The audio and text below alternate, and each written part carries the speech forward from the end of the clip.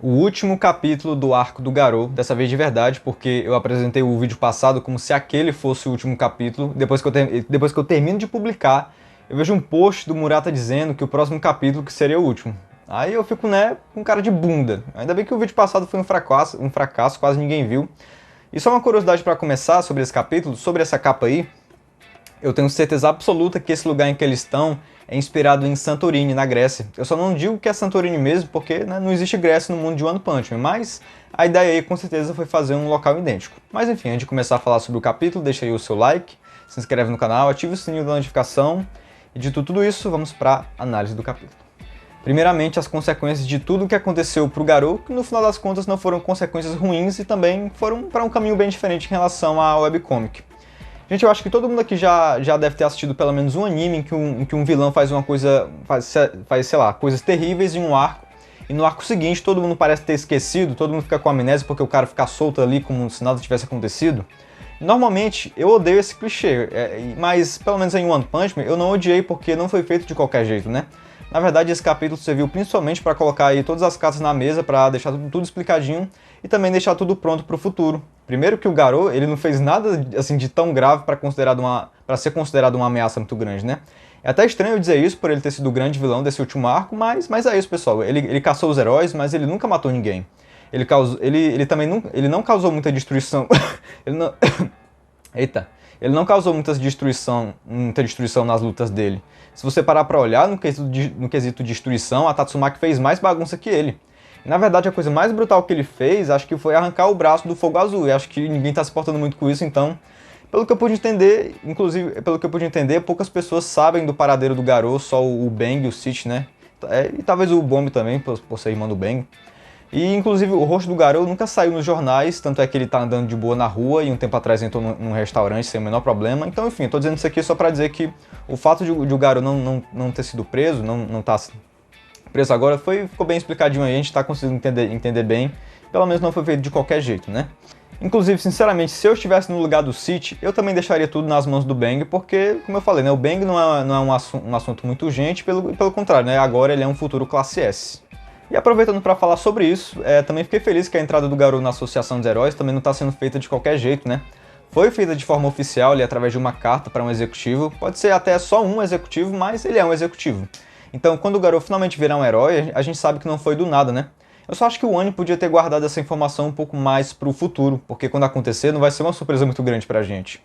Tipo, só revelar que o Bang enviou essa carta quando o Garou realmente fosse entrar? Mas ok, pelo menos a gente tá vendo que não tá sendo feito assim de qualquer jeito. E duas coisas ficaram reveladas sobre o Garou aí nesse capítulo. Primeiro, ele é menor de idade. Eu fiquei surpreso com isso porque o Garou tem 18 anos. Qual será que é a maioridade aí dessa sociedade? Será que o Genos também é menor de idade? Porque o Genos tem 19 anos. Eu pesquisei e no Japão a maioridade, parece que no geral, é de 18 anos. Agora, para bebê, só com 20 anos e para ser preso tem que ter 21 anos. Como esse país parece muito com o Japão atual, imagino que tenha sido inspirado, né? Então imagino que seja tudo igual também. Então tá aí outro motivo pro Garou não ser preso, né? Ele não pode ser preso por lei. Ele não iria pra cadeia, e sim pra um reformatório. Eu duvido muito que exista um reformatório aí capaz de segurar o Garou. E a segunda coisa que foi revelada sobre o Garou é que ele teve pais negligentes, talvez até abusivos, né? Eu gostaria de ter visto um pouco dos pais do Garou, nem que fosse só um pouquinho mesmo. Ajudaria a gente a entender um pouco melhor sobre ele.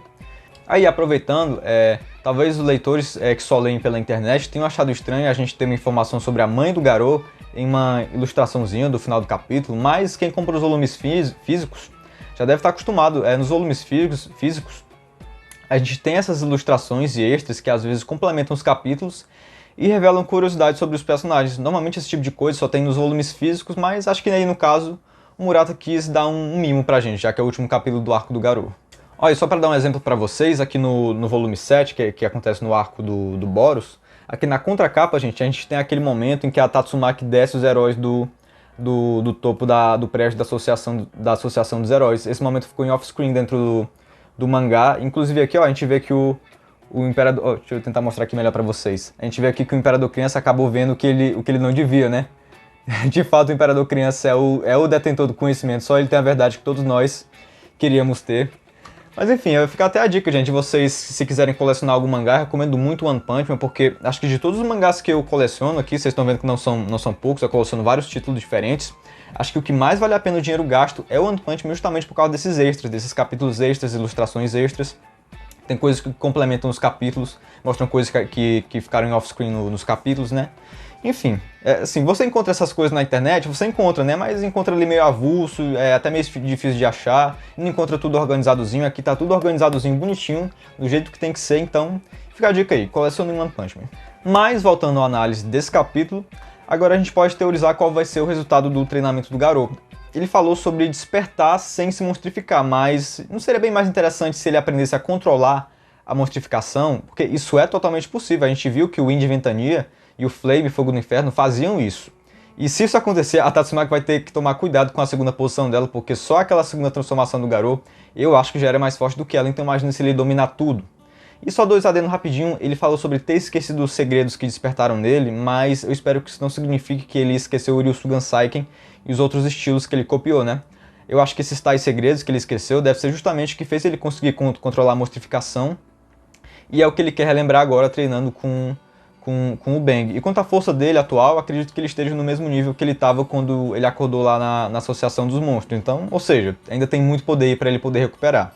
E o segundo adendo é que ele falou aí que ele enfrentou o Blast, gente, mas acho que isso aí eu tenho quase certeza de que ele tem enfrentado o Blast, ele ter falado isso nesse momento, foi um erro aí do Ani, porque isso não aconteceu.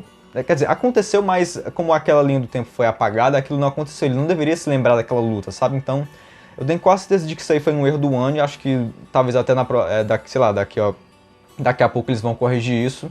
Então fica aí só lembrado, esse momento aí não aconteceu, então não tem como o Garou se lembrar daquilo. Agora, quanto ao Bang, o que ficou parecendo lá na luta dele contra o Garou, gente, há vários capítulos atrás, é que aquela era a última vez que a gente ia ver o Bang lutar com tudo, né? Por ele ser muito velho, ele ter ido muito além do limite ali. Mas parece que não, né? Pelo que ele falou aí, parece que não. Eu fico feliz, já que ele é um dos personagens mais fodas, né? E mesmo que ele não seja mais um herói, então a gente ainda vai ver ele lutando no auge. Sim, eu acho que atualmente o Bang tá no auge dele, porque mesmo que no passado ele tivesse mais resistência física, a técnica dele provavelmente não devia ser tão boa quanto ela é agora. Então, se o Bang jovem enfrentasse o Bang velho, eu com certeza apostaria no velho. E por fim, eu gostei muito dessa cena final deles dois. Era justamente esse tipo de cena que tava faltando, porque em vários momentos o Ani tentou fazer a gente sentir empatia pelo Bang, né, por ter um discípulo naquela situação e tudo mais. Só que faltou mostrar que realmente existia uma relação entre eles, né? A gente não teve um flashback que prestasse, nem um diálogo mais profundo, ou mesmo um diálogo mais besta como esse aí. Então, finalmente, graças a essa cena, eu consigo sentir um pouco de um carinho maior pela relação Bang e Garou. A gente, uma coisa legal é que o próprio Murata fez uma postagem no Twitter dele fazendo um paralelo entre o Garou no passado e ele nesse capítulo. Como antes ele andava sozinho em becos escuros e hoje ele anda no meio da rua sem medo de ser atropelado e não tá mais sozinho. Inclusive ele colocou o Garou exatamente na mesma posição justamente para poder fazer esse paralelo. E minha nota para esse capítulo é 9,1. Quanto àquele último quadrinho do capítulo, acredito que aquele seja o Pochi, atrás daquela pedra, né? Acredito que ele e a Monako devem virar os mascotes do Saitama. Isso acontece na webcomic, então é por isso que eu tô teorizando isso. E agora um mês sem One Punch Man, né, pessoal? É claro, né? Nada mais justo que o Murata tirar umas férias. Por mim ele podia tirar até 3 meses de férias. Eles ainda deram esse mimo pra gente, né, do anúncio da terceira temporada. Ainda não tem data de estreia, a gente também não sabe qual vai ser o estúdio que vai animar. Eu só espero que seja um estúdio melhor do que o JC Staff. Eu não odiei a segunda temporada, como algumas pessoas odiaram, mas, né, eu tenho que admitir que a animação poderia ter sido melhor, então espero que vá para um estúdio um pouco mais competente. E deixe aí nos comentários o que você achou desse capítulo, o que você acha que vai acontecer nos próximos, e compartilhe esse vídeo aqui com seus amigos que também gostam de One Punch Man, porque ajuda muito quando vocês compartilham, e eu fico muito grato, tá bom? Então tchau, um beijo, até a próxima.